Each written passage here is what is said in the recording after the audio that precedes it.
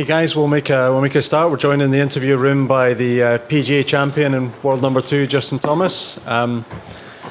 Justin, you got to world number 1 earlier this season. You've had one win on the tour, your first major championship at the latter part of last year. That must give you a great platform going into this week at Carnoustie. Yeah, it definitely helps having a little better resume than playing in the Opens in the past that I have. But that being said, it is also in the past and it's over with. I just need to worry about where I can get my game, comes when I tee off on Thursday. But yeah, I do know now that when I get in contention and when, I feel like if I have a chance to win, then I'm a lot more comfortable when I'm there. And is this perhaps a different kind of test than you might be used to with a fast and firm links course? Yeah, it is. I mean, I'm sure I'm just saying the same thing everybody else is. It presents a lot of different strategies. How you want to play it. If you want to be aggressive, if you want to be conservative, if you want to attack some holes, wait on certain winds, whatever it may be. It definitely causes you to think. When I feel like a lot of the links courses I've played have been very in front of you. I mean, not that this one isn't, but it just presents the opportunity to hit a lot of different clubs off of tees and play the course a lot of different ways. And with it being as firm as it is, it definitely adds a whole nother variable to it. Great. Okay, well, we'll take questions from the floor. If you can raise your hand, we'll get a microphone to you. Start with Doug. Justin, there's not much rough out there in terms of the really thick stuff. How does that affect decision making, do you think? I think it helps on some of those holes where you're between, maybe a driver or a 5-iron or something.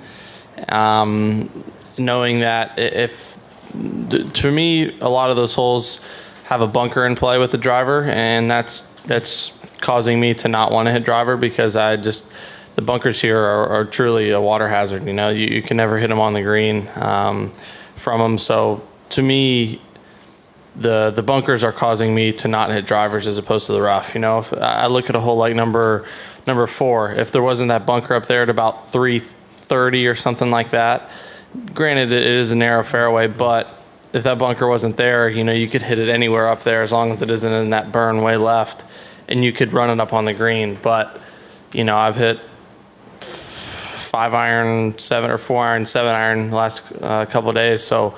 To me, I like my chances from the fairway, but it definitely presents a whole nother challenge. If the rough was very, very thick, I think you would see everybody playing the exact same way and very similar. But because of the rough is as thin as it is, I think guys are going to be playing very differently. How far is your 5-iron going? I hit a 5-iron on 18 about 305 today, and then I hit I've hit 5-irons 230 or so. So if you get it downwind and you hit kind of that little flat draw and it gets running, it'll go pretty much until it runs into something. Okay, next in the middle, please.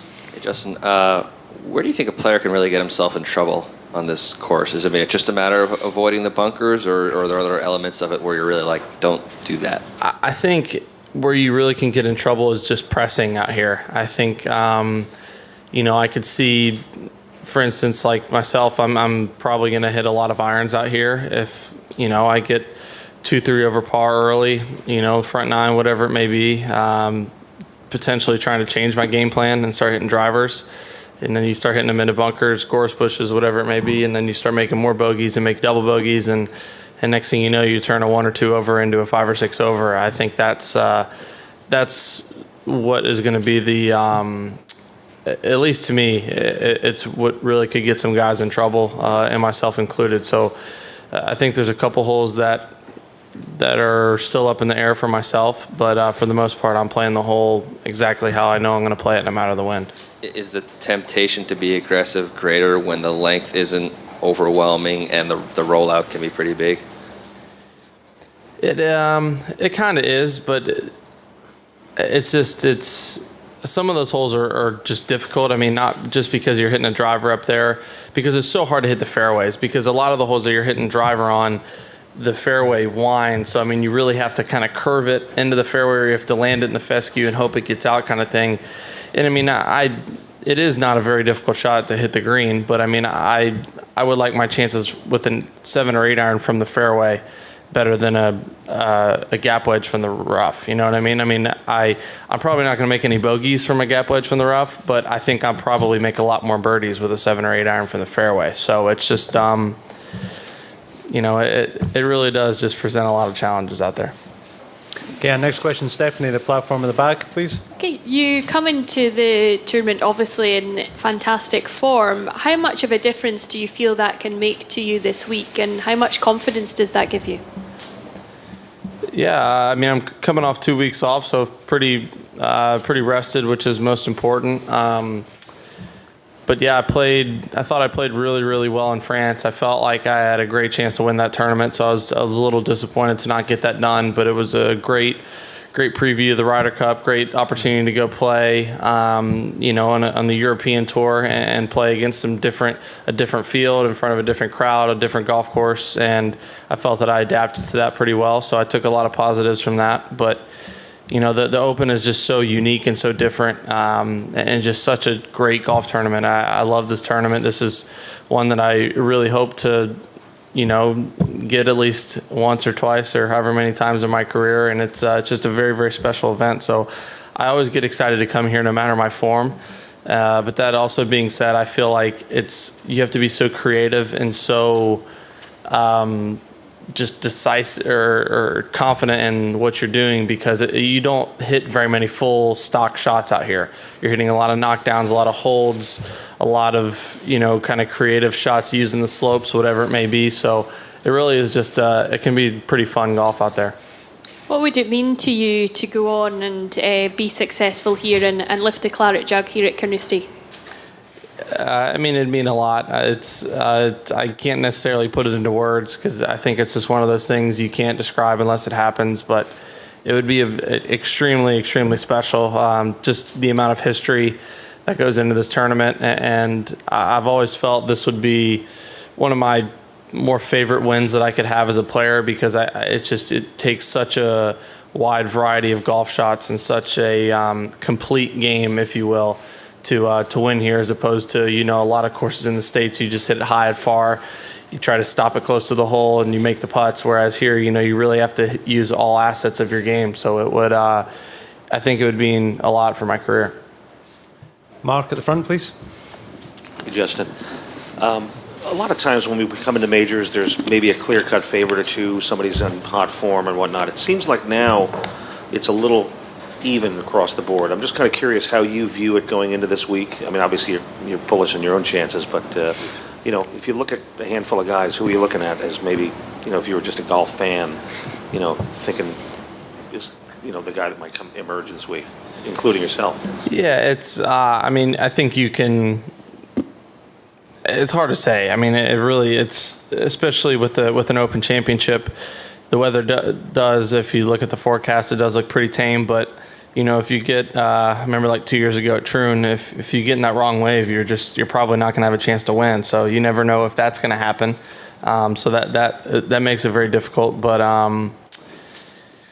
you don't know. I mean, you look at those handful of guys that are in contention about every time they play. You know, they or we, however I or you want to interpret it, you know, take a lot of pride in that and practice very hard to get ourselves in contention as much as we can. But it's hard to, I mean, I wouldn't feel right if I put my finger on a couple guys to win when I'm here trying to win the tournament myself. Okay, in the middle, please. Yeah, Justin, just want to know what inspired the new look. Is it a good luck charm? And did Dustin Johnson express any jealousy? No, he probably doesn't even know I have it, to be perfectly honest. No, there's really no rhyme or reason to it. I had 2 weeks off and I was lazy and didn't really feel like shaving, and then I got a couple compliments on it and I was like, all right, maybe we'll just go with it. And it's not like it's 85 or 90 and humid here like it is in the States, so it's not unbearably hot. I would love for it to be a good luck charm, but as of now, it's no charm, so we'll see.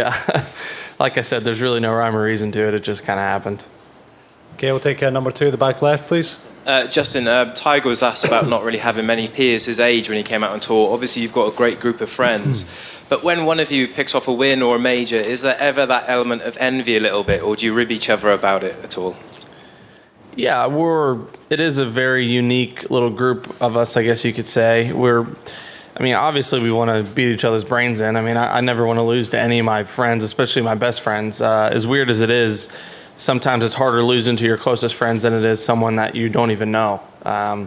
Whether it's bragging rights or whatever it is, but it is a weird feeling. But then again, like last year when I didn't play well, I missed the cut. I was pulling for Jordan to win. You want to see your friend win or one of your friends win if you can't. So when you get in a situation like that, it differs. But in terms of pulling for them this week, I'm not worried about anybody else other than myself and what, myself and everyone that I'm working with can do so that we're in the best shape possible to get the tournament started.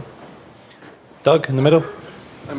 Curious, I don't know how much time you spend with Jordan off the course, but when he got home last year from the Open, when would have been the first time you had seen him? And are you the type that held the claret jug, or are you one of those guys that doesn't want to touch something until you actually win it?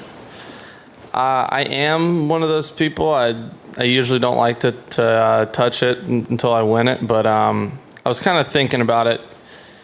I remember when my dad worked for the PGA, I held David Tom's Wanamaker when I was about 9. So How'd you do that?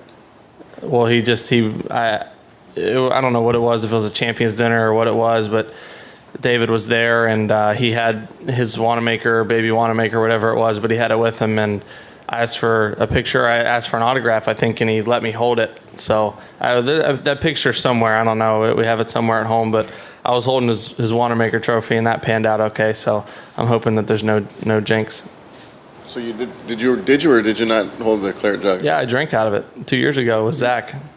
Zach, we were staying in the house, and Zach had it, because he had to return it, and we had some wine out of it. Has Jordan seen your Wanamaker trophy? I don't think so. Yeah, I don't think he hasn't been. No, he hasn't seen it. It's too heavy for him anyway. If I can hold it, I'd say anybody can. At age 9. Yeah. Okay, do we have any more questions? Doug? Follow up more on that. Do you think you're a good links player, and if you do, why? I do. It's my dad and Jimmy and I were talking about that yesterday. That obviously only 2 years. I feel like I've played more than 2 Opens, but I haven't had any success here. I would like to think, 2 years ago, I was on the bad side of the draw, and it was very difficult to make up ground that way. But then last year, I really just had 2 terrible holes that caused me to miss the cut and not have a chance. So I love links golf. I really enjoy it. I feel like I am a good links player, although I don't really have the results to show. But I played well at Chambers Bay at the USAM there, and it's a very links course, obviously. And I truly enjoy the creativity. Although those days are very difficult, when you get a course like this and it starts blowing 20 or 30 and you have to, hit 4-iron from 160 or 70 yards and run it up there, or hit pitching wedge from 200, it's just, it adds a whole nother element, but it really is fun because you can't just kind of step up and hit. You have to really think about what's going on. And when, in terms of flighting the ball, when do you feel like you developed that, or confidence in that? I feel like I became really good at flighting it probably 3 or 4 years ago, or 2 or 3 years ago. I could always flight it, but I became, I would say, really, really good at it, or a lot better.